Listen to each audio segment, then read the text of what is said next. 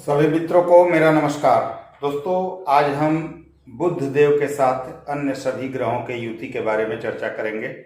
इससे पहले मैं सभी ग्रहों के साथ एक दूसरे का युति का फल आपको बता चुका हूं। यहां तक कि राहु और केतु के साथ अन्य सभी ग्रहों के युति का फल, उसका स्पेशल वीडियो दे चुका हूं। शनि के साथ भी राहु केतु क्या प्रभाव होता है उसका अलग से वीडियो दे चुका हूं। तो आज बुध देव के साथ अन्य सभी ग्रहों के युति का फल बताकर इस सीरीज का समापन करेंगे और फिर अगले सीरीज में प्रवेश करेंगे। तो चलिए दोस्तों, शुरू करते हैं कि बुध देव के साथ अन्य सभी ग्रह कैसा प्रभाव देते हैं अगर युति में हो तो। अब इस राशि को भूल जाइएगा, मैंने 1 नंबर में लग्न कुंडली बनाई है, इसको भूल जाइए, इससे कोई मतलब नहीं है। मैं एक सामान्य फल बताऊंगा जो कि किसी भी राशि किसी भी भाव में लागू होगा। हाँ दोस्तों, ये हो सकता है कि जो मैं युति बता रहा हूं उस पर किसी पाप ग्रह का प्रभाव पड़ जाए। ये जो 2 ग्रह अपना युति बना रहे हैं उसमें से कोई एक नीच का हो जाए या छठे 8वें 12वें में इनकी युति हो तो प्रभाव में कमी आएगा। लेकिन जो भी चीजें मैं बताऊंगा करीब करीब वो लागू जरूर होगा। तो चलिए, इसका फल हम जानते हैं। दृष्टि युति, ये दृष्टि अगर हो या नीच के हो कोई अतिरिक्त भाव में तो उसके फल में कमी बेसी आ सकती है, उसको आप थोड़ा सा देख लीजिएगा। कुछ नियम समझ लीजिए। सबसे पहले 2 ग्रहों की युति होती है तो मैं हर वीडियो में बताता हूं, आप इन ग्रहों की डिग्री जरूर देखें कि क्या ये इतने क्लोज हैं कि युति के रूप में मान्य किया जाए या इनकी डिग्री डिफरेंस बहुत ज्यादा है जिससे इन्हें युति के रूप में नहीं माना जाएगा। तो आप डिग्री देख लीजिए, दोनों क्लोज होंगे, 8 डिग्री 10 डिग्री तक ही होंगे तभी आप युति के रूप में मान सकते हैं। कोई ग्रह मतलब कि मान लीजिए 2 डिग्री का हो और एक ग्रह आपके 26 डिग्री का हो तो यहाँ पर बहुत ज्यादा डिग्री डिफरेंस हो जाएगा, तो इससे युति नहीं मानना चाहिए। या मान लीजिए 18 डिग्री 20 डिग्री 22 डिग्री का अंतर हो, 16 डिग्री का अंतर हो तो युति के रूप में मानना उचित नहीं होता है। तो चलिए ये चीजें देख लीजिएगा। शुरुआत करते हैं हम। बुध और सूर्य की युति किसी भी भाव में किसी भी राशि में हो तो क्या प्रभाव देगी। दोस्तों, सूर्य बुध जब कुंडली में एक साथ होते हैं तो बुधादित्य राजयोग बनता है। यह एक श्रेष्ठ राजयोग माना जाता है मित्रों। तो इस बुधादित्य योग के बहुत सारे लाभ भी होते हैं। सूर्य हैं तेज, सरकार, पिता, सम्मान तथा बुद्ध बुद्धि तथा वाणी है। दोनों की युति अत्यंत शुभ फलदायक है, परंतु जब दोनों क्लोज हों तो यहाँ पर बुध अगर ज्यादा क्लोज हो सूर्य और बुध तो बुध पूरी तरह अस्त हो जाते हैं। तो यहाँ पर थोड़ा सा फैक्टर अलग है दोस्तों, पर दोनों करीब करीब साथ ही होते हैं। हर कुंडली में करीब ये साथ होंगे या एक भाव आगे पीछे होंगे तो बुध को इतना प्रभाव नहीं पड़ता अस्त होने का, क्योंकि कॉमनली ये साथ ही होते हैं। फिर भी सूर्य बुध की थोड़ी डिग्री डिफरेंस अगर हो तो यह ज्यादा शुभ माना जाता है। अगर बुध अस्त ना हो तो यह ज्यादा प्रभावी है। तो यहाँ इस कुंडली मतलब इस स्थिति में बुध और सूर्य की डिग्री डिफरेंस थोड़ा ज्यादा हो तो यह शुभ माना जाता है। तो यहाँ थोड़ा उल्टा स्थिति है दोस्तों। यह प्रभाव देने वाला युग हो जाता है जब थोड़ा डिग्री डिफरेंस ज्यादा हो। वैसे भी नजदीक भी होंगे तो बुध को उतना दोष नहीं होता, तो यह प्रभाव देने वाला बन जाता है। जब दोनों साथ हो तो उनकी शक्ति कई गुना बढ़ जाती है। आपकी सोचने समझने की शक्ति कई गुना बढ़ जाती है। मुश्किल काम भी जातक आसानी से पूरा करता है। कठिन काम भी अपने सोच एवं समझ से आसान बना लेता है। सूर्य अपने तेज से बुध की शक्ति में वृद्धि कर देता है। यह योग राजयोग कारक बन जाता है। ऐसे लोग भाग्यशाली होते हैं। अगर किसी का जन्म निर्धन घर में भी हुआ हो तो जैसे जैसे उम्र बढ़ती है उनके पिताजी का कोई कार्य हो उससे लाभ मिलना शुरू हो जाता है। ऐसे व्यक्ति एक दिन धनवान बनते हैं, कैरियर तथा सम्मान पाते हैं। ऐसे लोग गणित विज्ञान, ज्ञान विज्ञान, चिकित्सा, बैंक कर्मचारी तथा ज्योतिष भी देखे जाते हैं। यह लोग यह योग जब बनता है सूर्य बुध का बुधादित्य योग तो यह अधिकतर मामले में शुभ फलदायी होता है।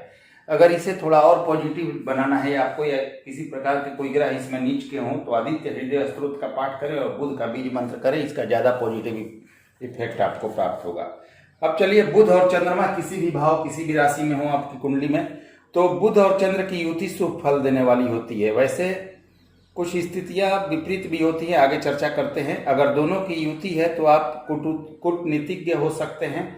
आपकी वाणी से लोगों का दिल आसानी से अपनी वाणी से जीत सकते हैं। आपकी वाणी अट्रैक्टिव होती है जिससे व्यवसायिक क्षेत्रों में अच्छी सफलता आपको मिलती है।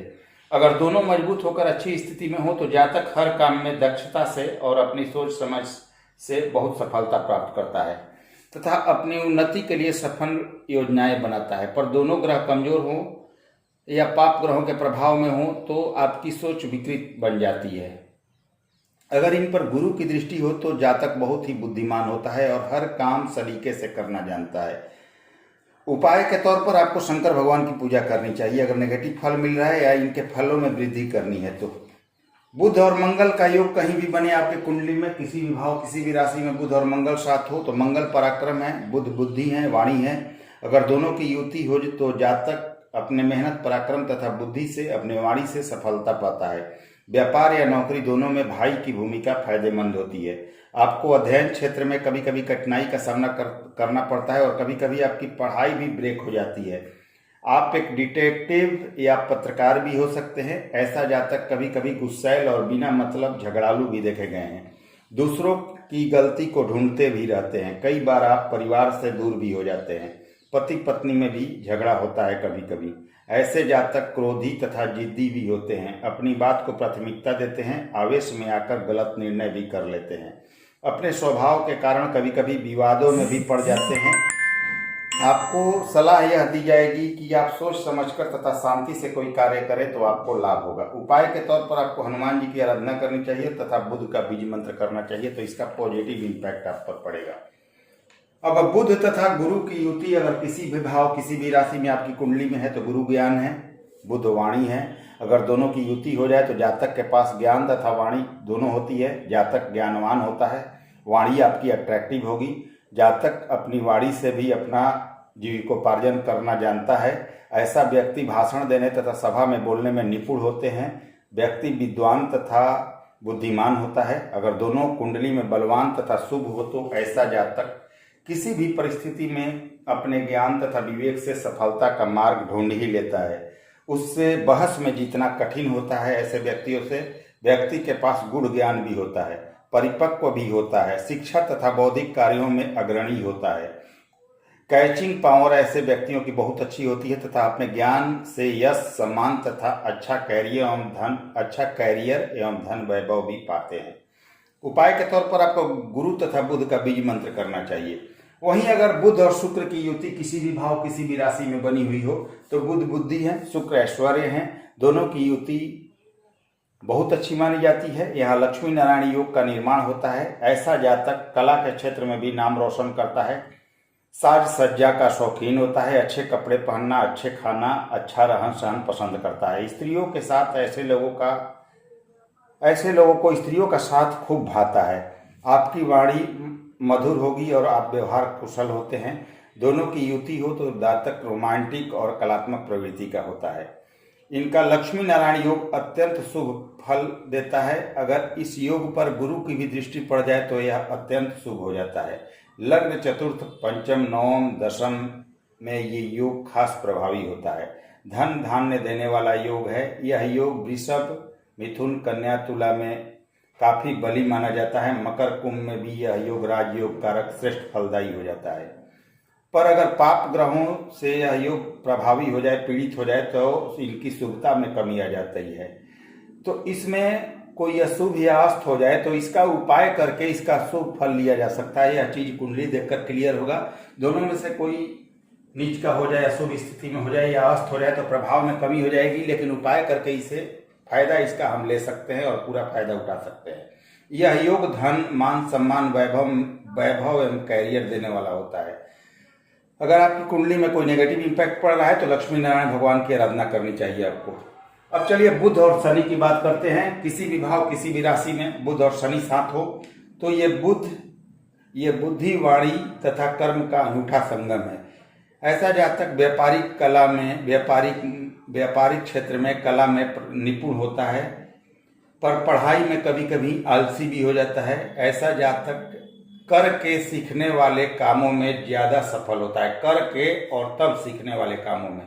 पर ये जातक सुलझी हुई और गहरी सोच वाले होते हैं। कोई भी बात बिना विचार किए नहीं कहते हैं। जातक कभी कभी लेखन कार्य में भी रुचि लेता है। व्यवसायिक बुद्धि भी रखते हैं। समाज में सम्मान पाते हैं। हाँ, धन के मामले में कभी कभी अप एंड डाउन रहता है इनके साथ। लेकिन इनको शनि की 7.5 में बहुत शुभ फल मिलता है, यह चीज देखा गया है। यह योग शुभ फल देता है। ऐसा जातक अगर आलस से स्वयं को दूर रखे और अपनी कर्मठता, बुद्धि, कौशल तथा वाणी से काम करे और सोच समझ से काम करे तो दुनिया मुट्ठी में कर सकता है। शानदार कैरियर, मकान, वाहन, अच्छी जॉब तथा हर चीज पाया जा सकता है।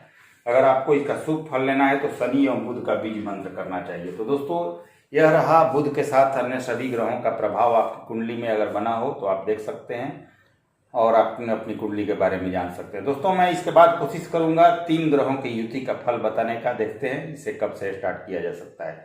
तो चलिए दोस्तों, वीडियो पसंद आए तो लाइक शेयर सब्सक्राइब जरूर करें। अगली वीडियो में फिर से मिलते हैं। नमस्कार, धन्यवाद।